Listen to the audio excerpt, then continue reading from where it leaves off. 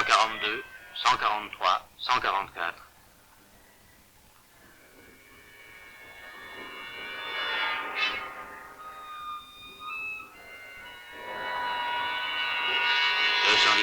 « 218, 219. Encore un petit effort. 365. Oui, c'est 365 marches au total qu'il faut gravir pour arriver au sommet, altitude 75 mètres, du château d'eau le plus haut du monde, dont on achève tout juste ici la construction. Cette tour de guet domine l'un des champs de bataille d'un rude et pacifique combat, celui que livre l'industrie française pour préserver ses chances dans le marché commun. Au bord de la Seine, près de Paris, une grande usine d'automobile a été bâtie en un temps record, moins de 30 mois. Une usine conçue dès à présent pour répondre aux exigences de l'avenir. Destination, demain. 12 000 ouvriers de l'automobile produisent à présent 1000 voitures par jour, à cet endroit où quelques mois auparavant, il n'y avait rien.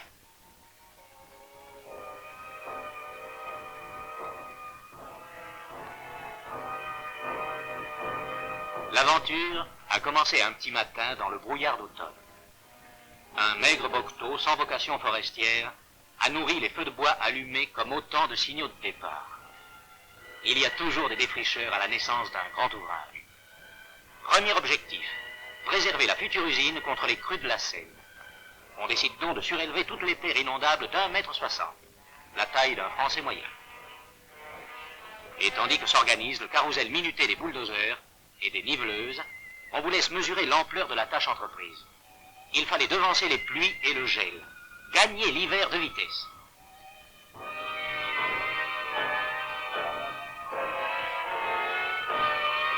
En même temps, au bord de la Seine, on entreprend de discipliner les berges. Une estacade haute de 15 mètres, constituée d'éléments préfabriqués, est adossée à un véritable rideau de fer.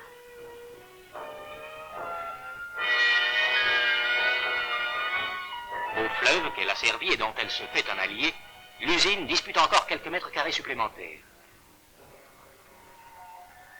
Et voici qu'avec les lignards, le chantier prend possession du ciel. Des hommes dont la vie ne tient qu'à un fil. Ces messieurs, autour d'une table, composent l'état-major permanent du grand ouvrage. Leur planning coordonne la marche de tous les corps de métier. Appliquant pour la première fois au bâtiment les méthodes de l'industrie automobile, ils sont parvenus à synchroniser les livraisons de 800 fournisseurs et les tâches simultanées de 40 entreprises. On a donc travaillé avec méthode. On a travaillé vite. On a beaucoup travaillé.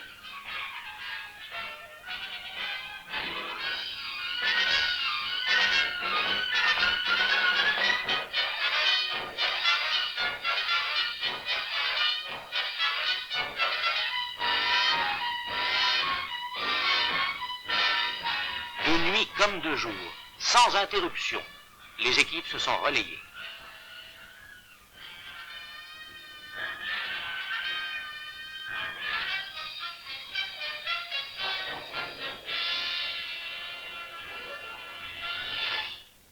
Veut-on un exemple de la planification?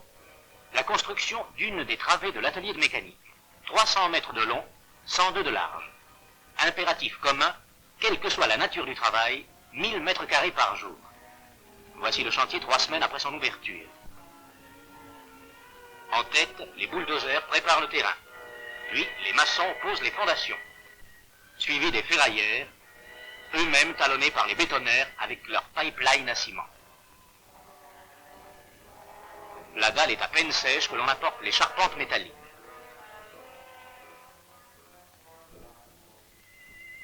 Elles sont aussitôt dressées et assemblées comme un jeu de construction géant.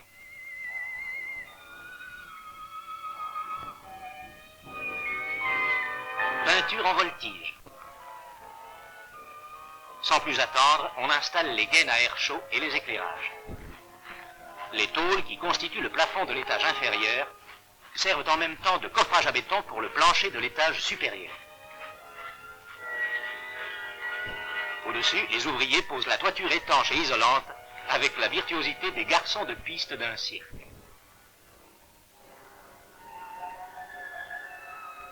Et tandis qu'on pare la façade, derrière les cloisons provisoires aussitôt dressées, il se passe quelque chose.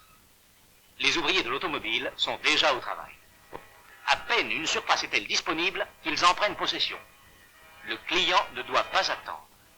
Du maçon à l'ajusteur, les gestes se sont enchaînés sans hiatus. Voilà ce que donne cette méthode d'organisation systématique. Autre illustration du même principe. À côté des zones déjà affectées à l'usinage, se poursuit l'installation des grands ensembles complexes. Bientôt, cette batterie de fours destinée au traitement thermique des métaux entrera en service.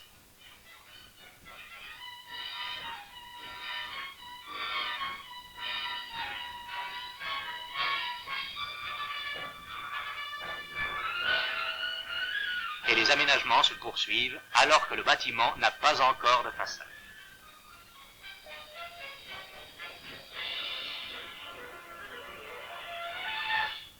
C'est ainsi qu'est née en un temps record une grande usine moderne.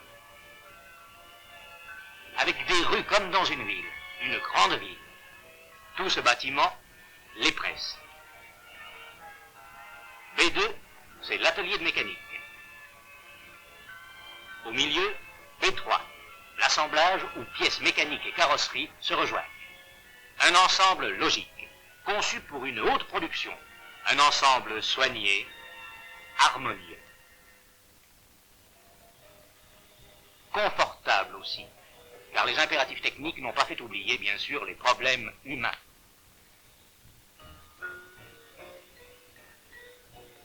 Ces couleurs vivantes et gaies sont d'honnêtes couleurs, sans complexe et sans alibi.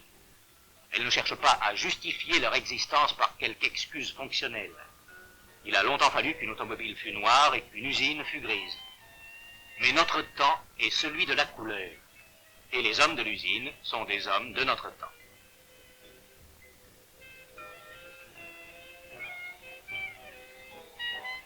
Le restaurant libre-service remplace aujourd'hui la cantine d'autrefois.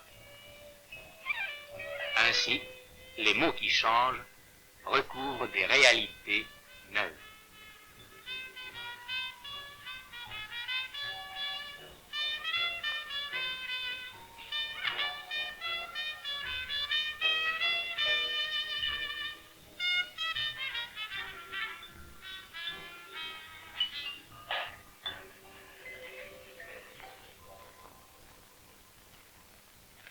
Le confort, c'est encore dans les ateliers l'air conditionné qui circule dans ces gaines de climatisation. L'air que recueillent sur les toits ces cheminées de première classe. On a calculé qu'il faut 140 000 mètres cubes d'air pour fabriquer une automobile. Dans les tunnels de peinture en particulier, l'atmosphère doit être renouvelée 13 fois par minute. Une fois filtré, dépoussiéré, l'air d'Île-de-France qui circule dans cette cathédrale insolite est devenu aussi pur que celui de la haute montagne.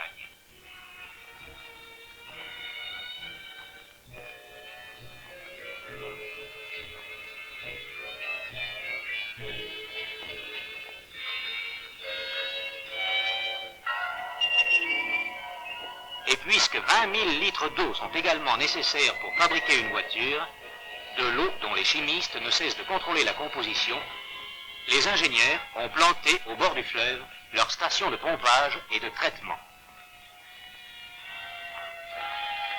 Une citadelle de l'eau vive avec le château pour donjon.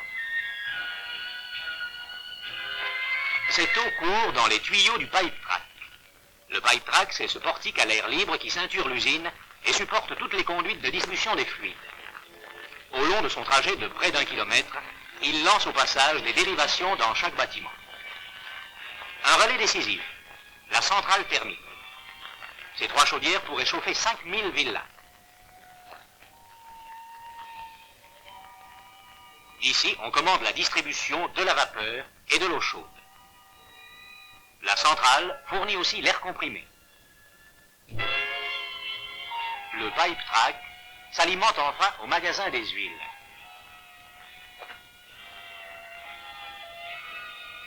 Ces ramifications desservent de proche en proche tous les postes de travail.